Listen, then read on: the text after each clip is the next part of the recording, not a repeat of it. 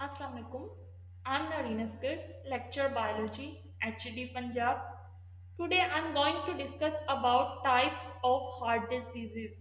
As we have already discussed circulatory system, heart anatomy, then heart rhythmicity, as well as mechanism of heart contraction, and then blood pressure, cardiac cycle, and blood as well as blood cell types, and then blood vessels. So overall सारे के सारे जो main dimensions हैं हमने उनको cover कर लिया है सर्कुलेटरी सिस्टम की। And now diseases that are relevant with heart. So first of all, heart infections, किसी भी जर्म्स, आइदर वायरस या बैक्टीरिया जो कि हार्ट को इन्फेक्ट करते हैं। देन हार्ट का ओवरऑल फेलियर, हार्ट का फंक्शन टोटली स्टॉप कर देना। एंड देन कार्डियक एरिथमिसिटी, जिसमें हार्ट बीट जो है वो नॉर्मली अपनी नॉर्मल नहीं होती, या तो ज़्यादा तेज या फिर कम। एंड देन अथेरोस्क्लेरोसिस डिजीज, जिसमें जो है वो ब्लड वेसल्स के अंदर डिफरेंट क्लॉट फॉर्मेशन हो जाती है। सो देन हम इन सबको जो है वो one by one in detail discuss करेंगे। So here are some terms that are relevant to cardiac disorders, यानी हार्ट से रिलेटेड जो कुछ टर्म्स एमसीक्यूज के रेफरेंस से इंपॉर्टेंट है। First one is angina pectoris, this is basically severe chest pain. And second one is myocardial infection, जिसको हम heart attack कहते हैं, this is most common. And then heart failure, जिसमें heart जो completely pump करना बंद कर देता है। And then embolism, that is blockage of blood vessels, जो कि डिफरेंट क्लॉट फॉर्मेशन की वजह से होती है, जिसमें कोलेस्ट्रॉल के मोस्ट कॉमन जो है वो क्लॉट बन जाते हैं जब कोलेस्ट्रॉल का लेवल ज्यादा होता है बॉडी में। एंड देन है stroke. Stroke is basically impaired blood flow to the brain, जब ब्रेन को जो है वो नॉर्मल ब्लड नहीं मिलता, नॉर्मल ऑक्सीजन नहीं मिलती, न्यूट्रिएंट्स नहीं मिलती, तो इसके रिजल्ट पे जो ब्रेन के अंदर जो है वो एक लेस ब्लड सप्लाई से जो कंडीशन अराइज होती है, डेट इज स्ट्रोक।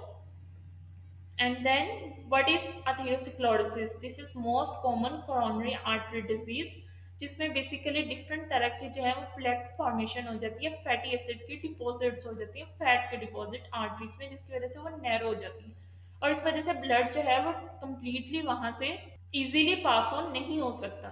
तो इस तरह की जो डिजीजेज होती हैं, that is basically considered as atherosclerosis.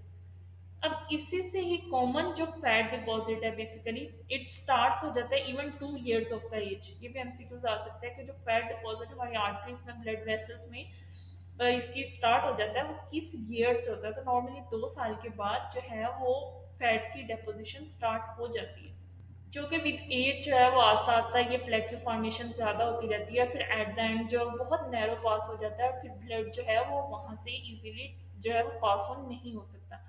और इसी के केस में या तो फिर वो बहुत ज़्यादा प्रेशर की वजह से ये वेसल्स जो है वो बर्स्ट करती हैं, या हार्ट अटैक की कंडीशन आती है। तो डिफरेंट जो है वो आगे इसके ड्रास्टिक इफेक्ट्स होते हैं। एंड देन इज बेसिकली ये जो हम फैट की बात करें, ये आता कहाँ कहाँ से है? नॉर्मली जंक फूड से। कोलेस्ट्रॉल, जो हमारी बॉडी में ऑलमोस्ट 65% जो कोलेस्ट्रॉल है वो लीवर और अदर जो डिफरेंट सेल्स हैं बॉडी के वो प्रोड्यूस करते हैं, और जो रिमेनिंग 35% है वो हमारे जंक फूड से आता है, डाइजेस्टिव ट्रैक्ट से आता है।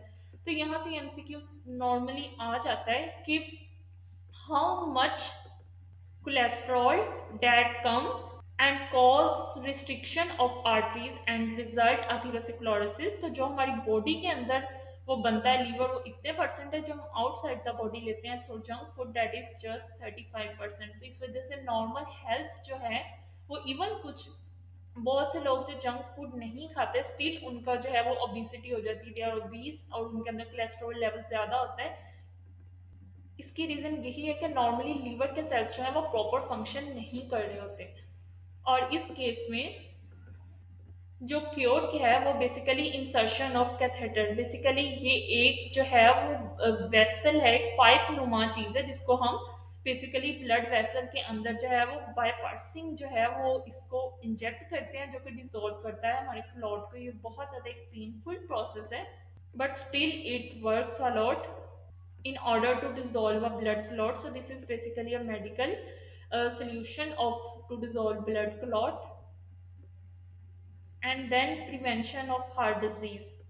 As we all know that apple basically takes away doctor. So this is a common proverb, but the main difference is between good and bad cholesterol. So cholesterol की दो types हैं, एक है LDL and second one is HDL. So low density lipoprotein cholesterol is considered as bad cholesterol. इसके reason ये है कि ये लो डेंसिटी लिपोप्रोटीन है, इसके अंदर जो प्रोटीन की क्वांटिटी है वो बहुत कम होती है और कोलेस्ट्रॉल यानी फैट का पोर्शन ज्यादा होता है. सो ओवरऑल ये लो डेंसिटी लिपोप्रोटीन जो है, क्योंकि इसके अंदर प्रोटीन कम है तो ओवरऑल ज्यादा फैट है, इसकी वजह से इंक्रीज हो जाते हैं रिस्क ऑफ हार्ट डिजीजेस. और ये नॉर्मली क्लॉगिंग कर देता है आर्टरीज की. जो इसके रिवर्स है, सेकंड टाइप है, that is high density lipoprotein, जिसके अंदर जो है नॉर्मली प्रोटीन की क्वांटिटी ज़्यादा होती है, उसकी डेंसिटी ज़्यादा होती है और इस वजह से वो नॉर्मली ब्लड के अंदर as such just like LDL जो है वो इतनी ज़्यादा क्वांटिटी में क्लॉगिंग नहीं करता. So that's why it is considered as good cholesterol. So here are some MCQs relevant to coronary diseases. So first one is coronary artery disease can be determined by this test. So ये जो heart की diseases हैं वो हम normally किस test से जो है वो उसको एनालाइज करते हैं. सो first one is cardiac catheterization, electrocardiogram, and treadmill stress test. So all of these three tests are used for identification of coronary artery diseases. So basically इनसे जो MCQs बनते हैं वो with respect to diseases ही बनेंगे relevant to heart. So this is one of the symptoms of coronary artery disease. So coronary artery disease की कौन सी symptoms होती हैं, या तो कोई sleep problems हैं, headache है, diarrhea है, या पेन और discomfort in chest. So normally जो लोअर जा है, आर्म्स हैं, इवन जो लेफ्ट आर्म है, लेफ्ट साइड है, सो उसके अंदर अगर पेन है, so basically this is related to coronary disease. And then the last one is the modifiable risk factor associated with coronary artery disease. So disease के साथ जो factor जो है वो नॉर्मली एसोसिएटेड है, that is obesity. As we have discussed at जो main disease है atherosclerosis main disease है, उसके अंदर जो प्लेक्यू फॉर्मेशन होती है वो कोलेस्ट्रॉल फैट की डेपोजिशन से हो रही है. सो नॉर्मली जो ओबीस पर्सन हैं उनके अंदर ये ओवरऑल जो है लो डेंसिटी लिपोप्रोटीन की क्वांटिटी भी ज़्यादा होती है और एज अ रिजल्ट उनके अंदर जो है वो प्लेक्यू फॉर्मेशन ज़्यादा है as compare to other one. So that's why ये जो कोरोनरी आर्टरी डिजीज है वो मोस्ट कॉमन जो एसोसिएटेड है वो है ओबेसिटी के साथ, ओबीस पर्सन के साथ. And then next MCQs is coronary angioplasty, that is basically part of this treatment. उसमें होता क्या है बेसिकली इस एंजियोप्लास्टी में, तो इसका जो मोस्ट कॉमन मैकेनिज्म है कि inflation of tiny balloons inside an artery. So this mechanism is associated with angioplasty, यानी ये वो है एंजियोप्लास्टी जो मोस्ट कॉमन टेक्निक है जिसमें हम आर्टरीज को जो है उसकी क्लोगिंग को खत्म कर सकते हैं. इवन मेडिकल टर्म्स में बहुत ज़्यादा ये यूज़ होती है. अगर हम कोई पाइप इंसर्ट नहीं कर रहे तो देन जो है वो नॉर्मली इन टीनी बलून्स की जो है वो इन्फ्लेशन से भी जो है वो इसको जो है वो क्लोकिंग को ख़त्म किया जा सकता है. So next one is ischaemia, is basically associated with restriction of blood supply to tissues. तो ये एमसीक्यू पास पेपर में आया हुआ है कि इस्कीमिया क्या है बेसिकली, क्या वो ओवरफ्लो ऑफ ब्लड है, ये इन एडिक्वेट डीऑक्सीजनेटेड ब्लड है, ये इन मेडिकल टर्म्स. सो बेसिकली ये टर्म जो है वो रिस्ट्रिक्शन ब्लड सप्लाई है टिश्यू, यानी टिश्यूज को प्रॉपर ब्लड सप्लाई नहीं मिलती. एंड देन ये coronary artery disease basically associated किन किन जो है वो की कॉन्सेप्ट्स के साथ है.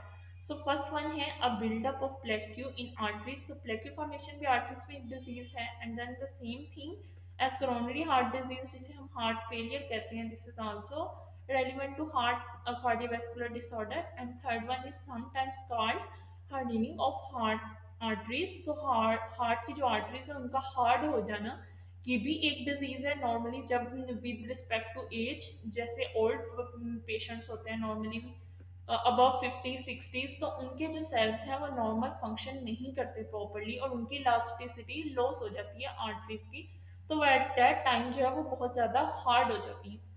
And then the leading cause of death in man and women. सो बेसिकली ये जो हार्ट डिजीजेज हैं ये एक मेन कॉज है डेथ का, जैसा heart attack is most common reason behind that today. So that's why all these terms are basically associated with coronary artery diseases. So that's why the right option is all of above. So hope you can get basic idea about circulatory system, its mechanism with respect to diseases. So wish you good luck for your preparations.